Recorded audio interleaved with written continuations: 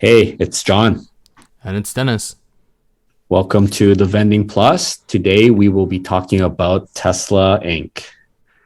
So, Dennis, what do you know about Tesla Inc? Tesla, to me, has been, I guess, the biggest brand name in maybe the last decade, I would say. When you think of, technology, you kind of think of Apple, which is the more consumer, and then afterwards Tesla, which is in the more automobile space. And, with his ideas like SpaceX and all these kind of different gadgets like flamethrowers. He's kind of like this real world Tony Stark. And with his new inventions and things like that, he's really taking the world by storm. That's kind of very surface level of Tesla, and that's why I asked you this question because I'm actually a big Tesla lover in terms of kind of the company. I really respect the CEO and just kind of how I don't know how much you've learned about or kind of read up on him, but he pretty much is someone who will go all in into an idea. If you didn't know this, Elon Musk actually founded PayPal. Do you know that, Dennis? Yeah, I did actually. Yeah. Yeah. So when he sold PayPal, I believe he sold it for maybe like $100 million, a while back ago, maybe like 15 years ago, which is a lot more money probably back then because of inflation. But Mm-hmm. instead of just keeping this money, living well off, he pretty much deep dive and went all in on two businesses, SpaceX and Tesla. So he split up the money, I believe 50,000 in one company, 50,000 in the other. And, it's no surprise today that you see these two are probably, headline companies that are, being, given accolades for being, very innovative. They are leading industry in what they're doing. One of them is space traveling. Like, how many companies are out there that does space traveling, right? And being that industry leader from a company that pretty much was just built up from scratch.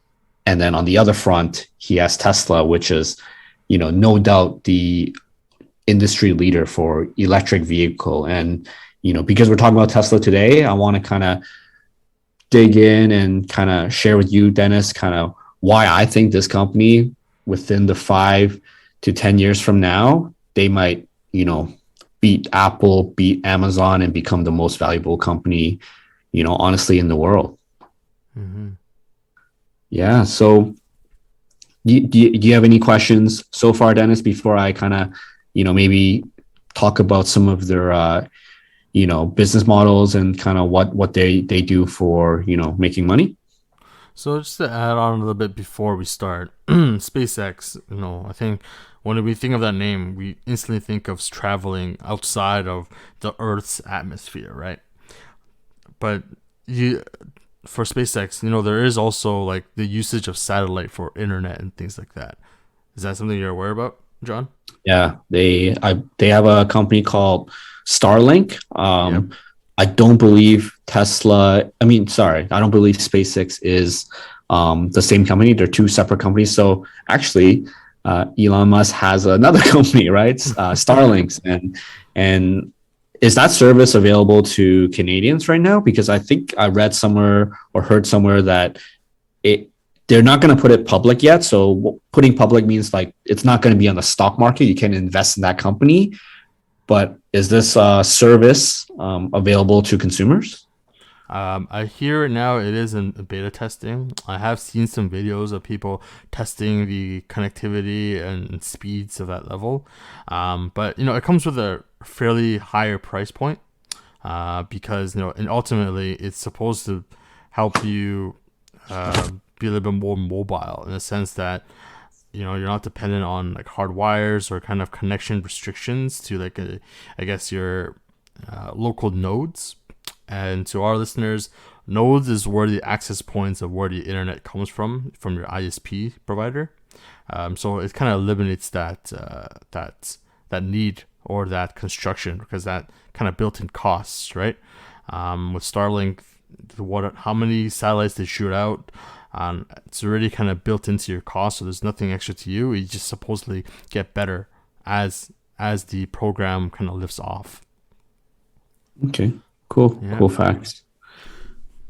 But on to you, Yeah. back to John. You were mentioning you want to go through down the infrastructure of Elon Musk's businesses. Yeah, no, specifically Tesla, and why I believe this company is going to be, within the next few years, going to be the biggest company size and, industry leader in the world. And, right now, Tesla, their market capitalization stands at, I believe, $700 billion.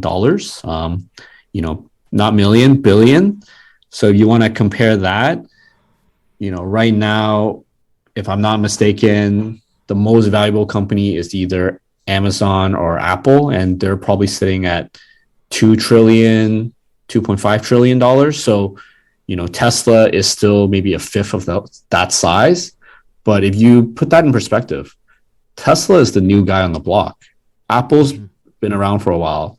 Amazon's been around for a while. They probably have a 10 to 15-year head start compared to Tesla.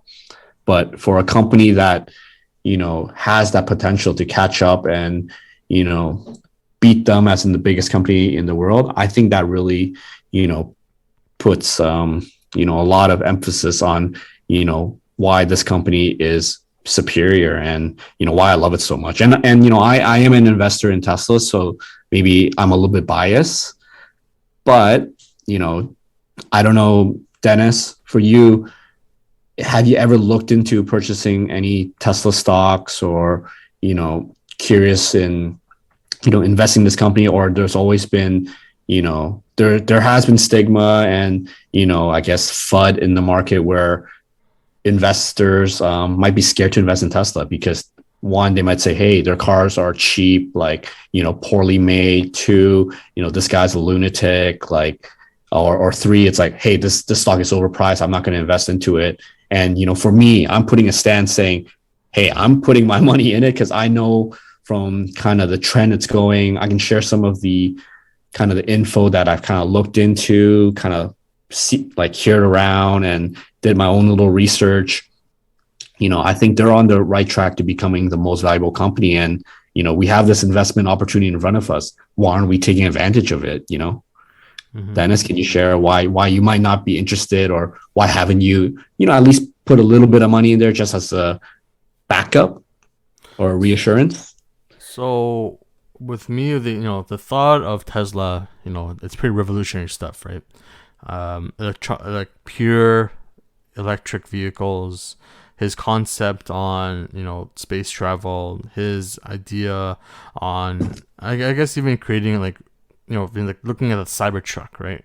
That is something so futuristic looking, right? It kind of sparks those interests, and hearing things where all Tesla parts or cars, those parts are all made in house, right? So he's not dependent on the production of one company to make it all work. It's all in house made. It is very interesting. But what kind of held me back was, I guess during the time when I was looking into Tesla, there was talks of, I guess, production problems and things like that too, right? So although like the stocks is kind of valued high, I was thinking that it would eventually drop because the lack of ability to meet the supply, right, or the demand by having sufficient supply. So that's where I kind of stopped where I was there and kind of like looked at it from afar. But seeing how things may have changed, and John, please confirm if that that issue has been alleviated. That's something I would go back into looking and catch it before it gets too high, right? That's where my stance on Tesla. But going back to your point, like Tesla is the new kid on the block, but when you're comparing it to the likes of like Amazon, right? Have you think about like the time? Or are you counting the times where it was like only like an ebook production business model, and then eventually grew to more of a market space, and then afterwards it became more like a database center. Yeah. So, when you think of Tesla, Mm-hmm. sometimes just think about, hey, this is an automotive company. Yes, they're a pure play automotive company that specializes in electronic vehicles. Mm-hmm. However, like Amazon, carved its way into being a industry leader in kind of what they do, right? Them selling ebook to becoming the largest e-commerce platform for you know people to make transactions, buy and sell things. They carved out a segment for themselves, and just like Tesla is kind of you know maybe a little bit past their infant stage, but they are carving out a new segment that maybe you're not familiar with. They are gonna revolutionize, something called, auto driving, right? So pretty much like what you see in the movies. And I've seen some videos and it's pretty crazy. I even sat in a Tesla and kind of seen the early days auto drive where you can just like I guess there's the rules. You still have to keep your hands on the steering wheel, but just seeing that, sophistication and having the car drive it on its own, I think that is really something that's gonna, bring us into, a whole new, world. And I get really excited about this because there's so many opportunities that can come with it, right? Dennis, I don't know if you heard of this.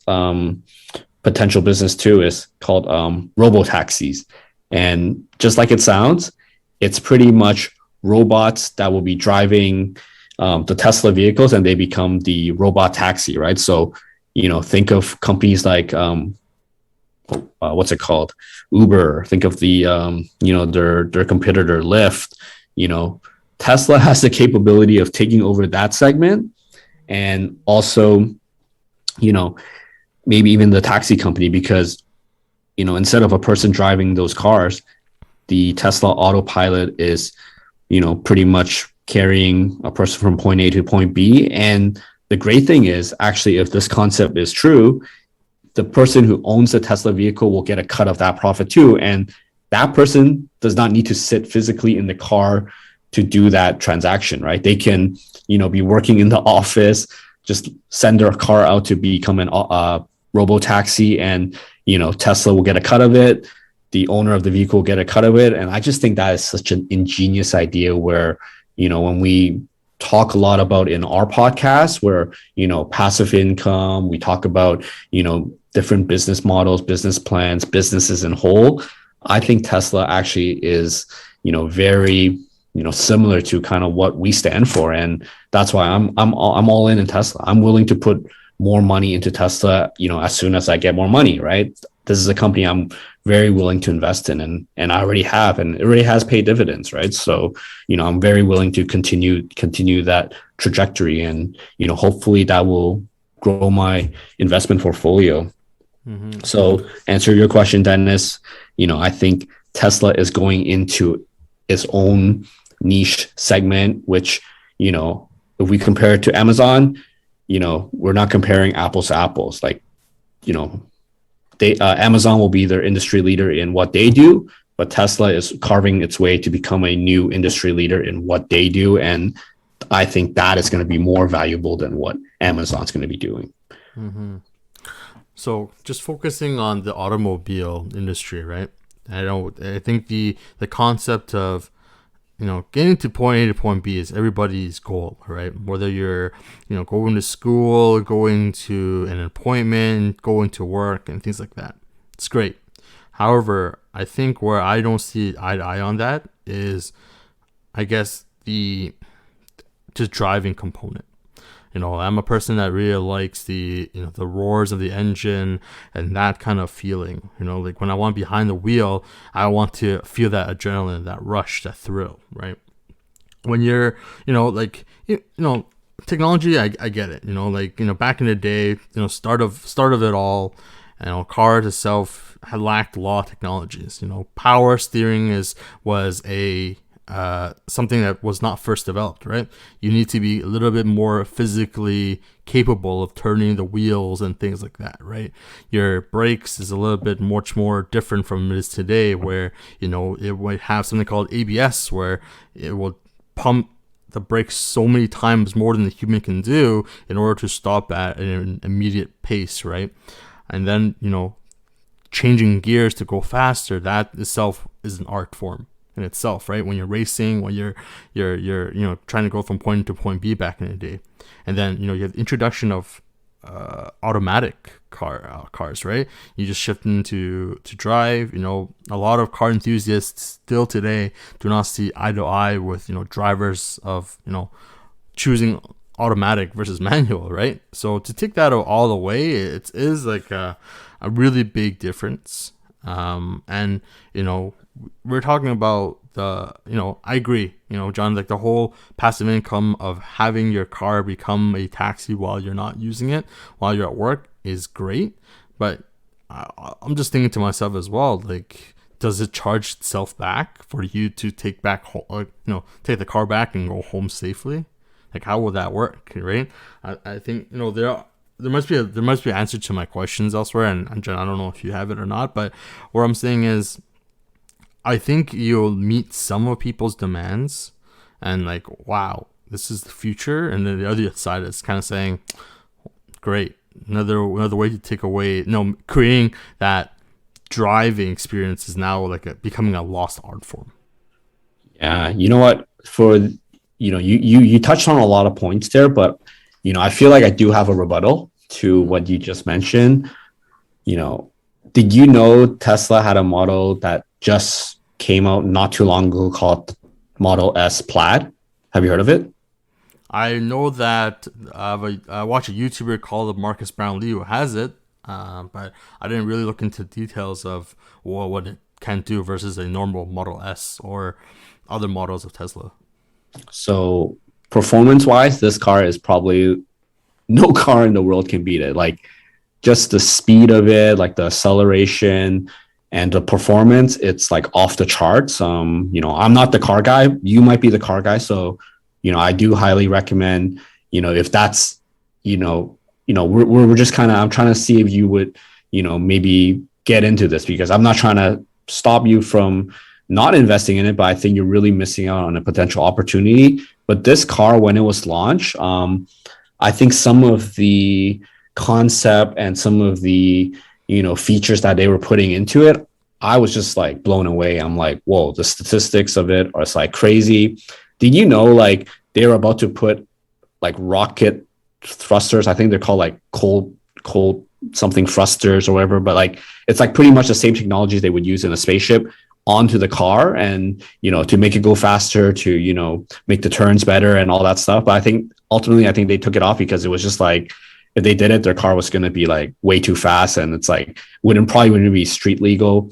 But I'm just on the page right now, like this car can go 250 kilometers per hour. Like, is that fast, Dennis? In a car sense.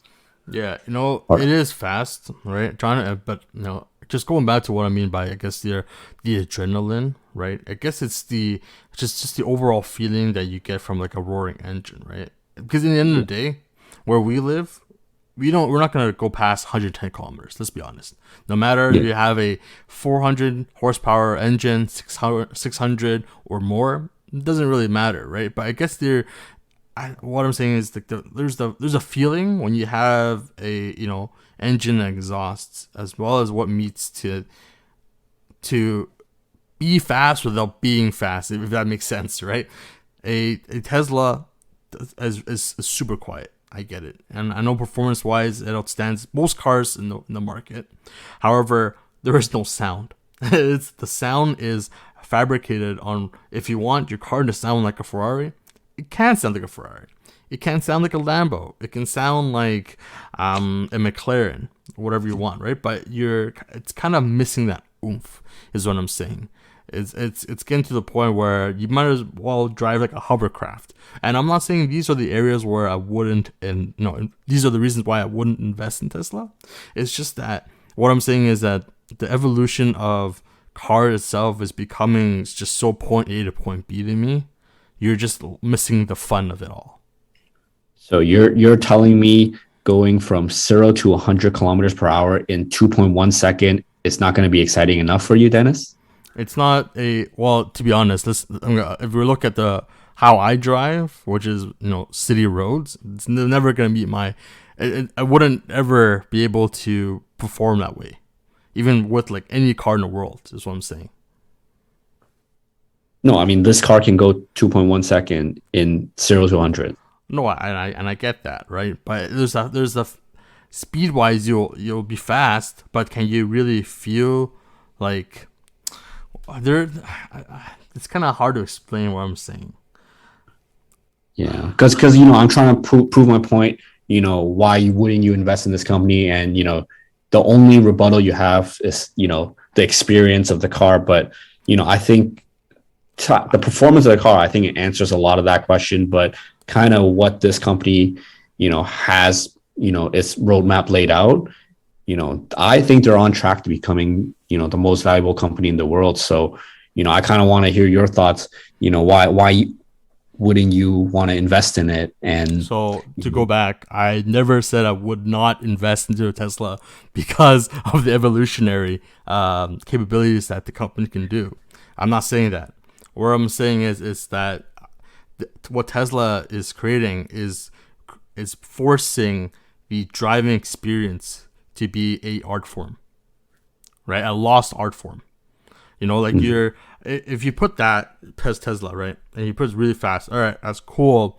But then what happens to like the motorsport world? Right? You have rally racing. Do you replace it all with Teslas then? Do you replace all of F1s to be Teslas? Do you replace all of NASCAR to be Teslas? People watch that as like it's just some sort of adrenaline rush, right? You not only do you see speeds, but you see people's like shifting skills and things like that, so that they make that great turn, you make that great adjustment, and those things like that, right? Having technology eliminate all of that makes it so that driving becomes a lost art form. I don't know, like it may not be our generation, but it may be 2 generations down the road. Manual is a thing of the past, right? It's like, wow, no one does that anymore, and it's going to be more appreciated then, right? And then you have your automatics, whereas it's less low appreciated, and then that's it. And then afterwards you have Mercedes coming up with like neural destination driving, and that's something else too, right?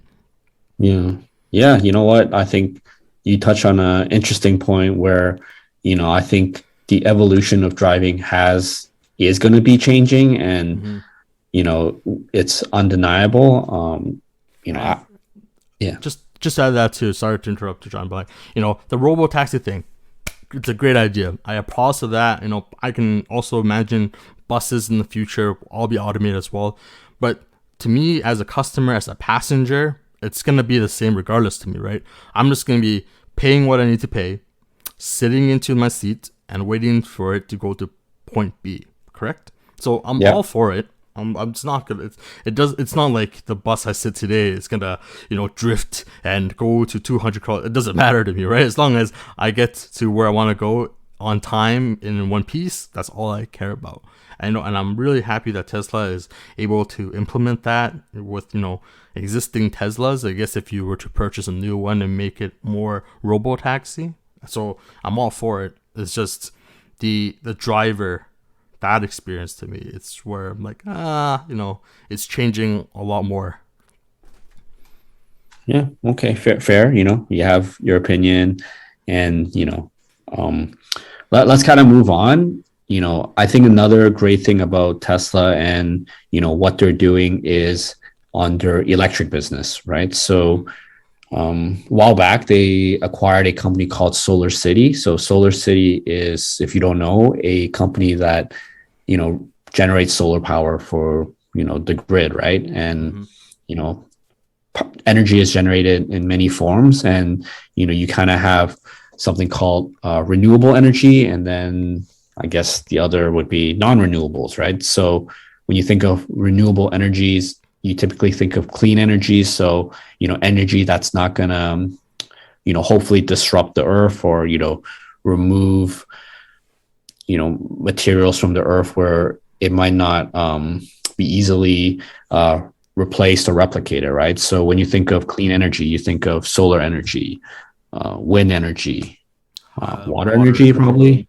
Yep, Yeah, for and sure. when you even nuclear, I believe, but nuclear is kind of it's not like less safe, right? And when you think of the non-renewable, you think of like gasoline, fossil fuel, like that stuff's not renewable. If you pull it out from the earth and use it, that type of energy exhausted. And non-clean energy. So like coal, burning stuff where creates that energy, but it pollutes the world. So Tesla itself, it's actually multiple business under one roof. And you actually mentioned this earlier, Dennis. Tesla does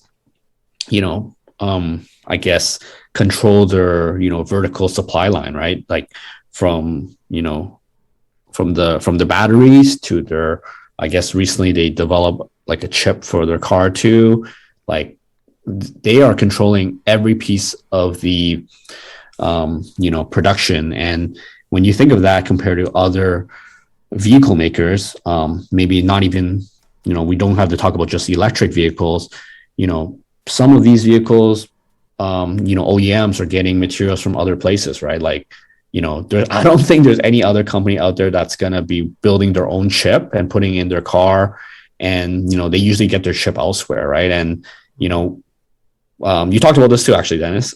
When you looked at Tesla, they had a whole production issue, and yes, they actually resolved it. This was actually back at like beginning of COVID, where they were building up their new factory, I believe out in California or something. But with COVID, with all these different situations with their production line, they were really at a crunch where they weren't able to meet production. But I believe they fixed it now. But then the newest kind of word on the street now is, a lot of industries, a lot of companies are suffering because they are not able to, get the chips, right? There's a chip shortage. And for Tesla to be able to have this technology, have this resourcefulness to build their own chip, pretty much they could become invincible. Like they don't need anyone else to supply them anything. And, not too long ago, they've just made history by inventing the most like powerful, or the battery that stores the most energy. Like they're making better batteries than industry leaders that makes batteries, right? Like they have a partnership with Panasonic, but I believe over the next while, like they're still going to be partnering with them, using their stuff. But at the end of the day, Tesla has their own technology for the chip. They have their own technology for the battery. They have their own proprietary way to make their vehicles.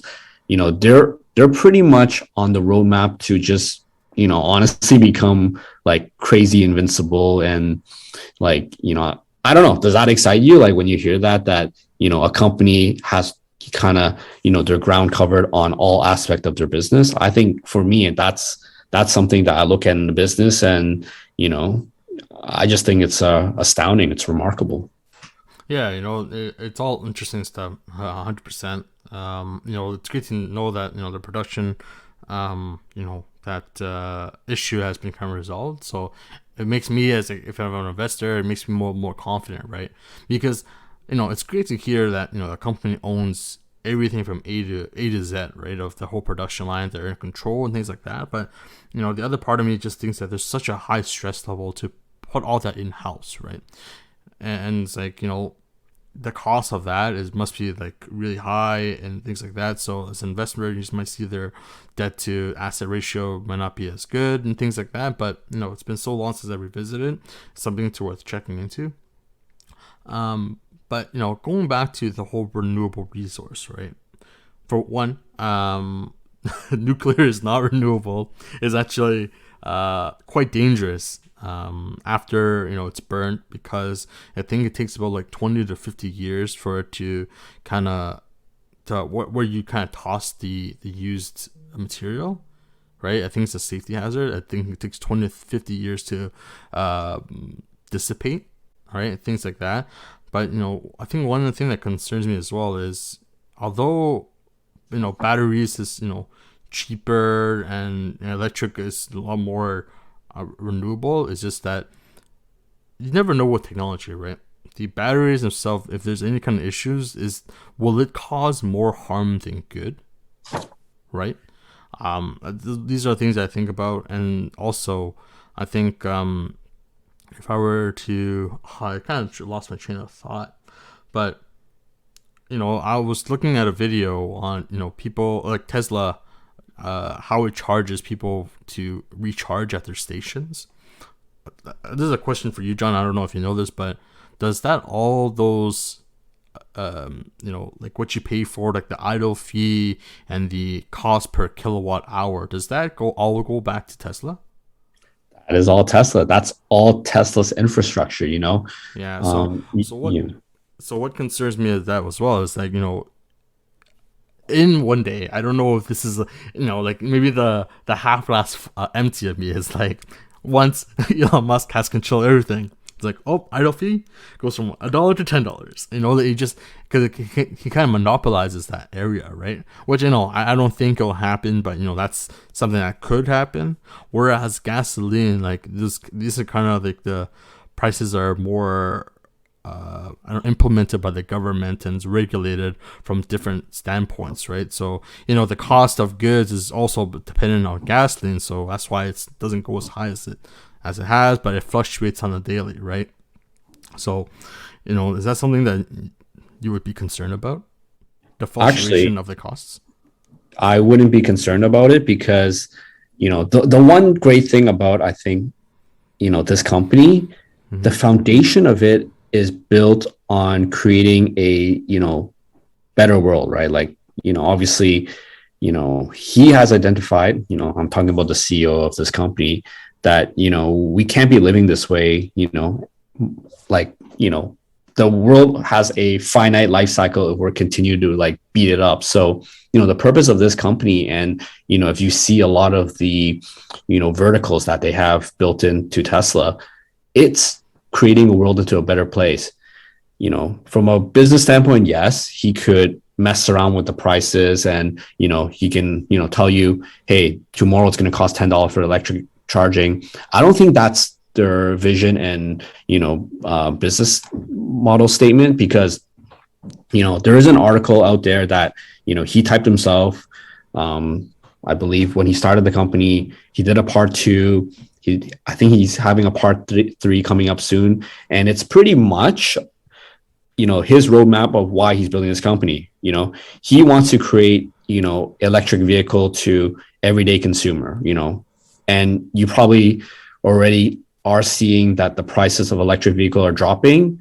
I think this actually can be a whole topic on its own, where we can break down his article. I don't have it in front of me, but pretty much that's not what this business is built for, in messing around the prices, right? And yes, in the beginning they actually spend a lot more money. They're burning a lot of cash to create this company, and a lot of the money that they've earned all goes back to R&D.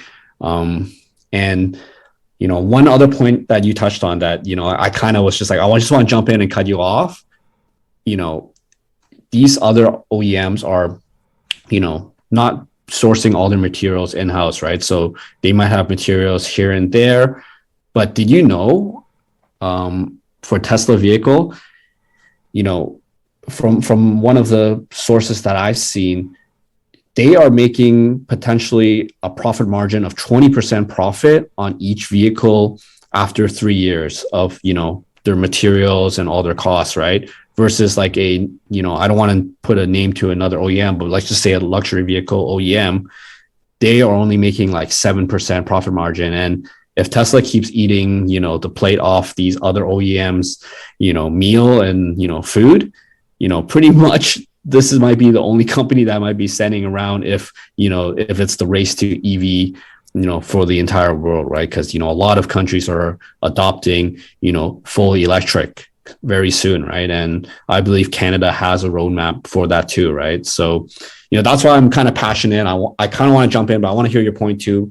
So I don't think he's going to, jump the price for the charging from $1 to $10. But, Tesla does own all the Tesla superchargers across, the different parts of the world. And, in the future, I don't think you can charge a other random car on one of those chargers. It has to be a Tesla car. He might make that, technology, that infrastructure available to other, OEMs and other car makers to use those charging stations. And, obviously Tesla will get a cut of that electricity bill, right? So, I think they just have built a solid foundation for them to be very successful. Mm-hmm. Yeah. Cool. Yeah. I'll just get passionate about this. And yeah, I feel like it's a very good opportunity if someone maybe is new into investing. It might be a little bit aggressive. Their stock price stands at $700 per share US dollars, but judging by the trajectory of kind of what they're, building towards, they're profitable now. They actually weren't profitable for the past, like 8-10 years for when they were since, launched and in business. But, every year they're just printing cash and it's going into their bank account. Mm-hmm. Yeah. So, yeah, any other questions, Dennis? Anything that, on this topic that, you're curious about, Besides, I guess, his personal life, which I think we can make it a part 2 of this podcast. We are running at already 36 minutes. So maybe we'll have set another time for different topics on Tesla and Elon Musk. But before we close off, John, is there anything else that you want to add? No, that's good. Thanks for your time today. And thanks everyone for listening today. If you have any questions about, I guess investing, or, you're just kind of curious why, I like Tesla a lot, and, leave us a comment. Love to kind of hear from our audience, and, follow our socials, and use our hashtag, the Vending Plus. Yep. Remember, you can always catch us on SoundCloud, Instagram, and Twitter at the Vending Plus. And like John said, hashtag us in using the Vending Plus on topics and comments, and then we might just select your answer to be the next topic for the next episode. Sounds good. Thanks, Dennis. Take care. Bye now. Hey guys. Bye.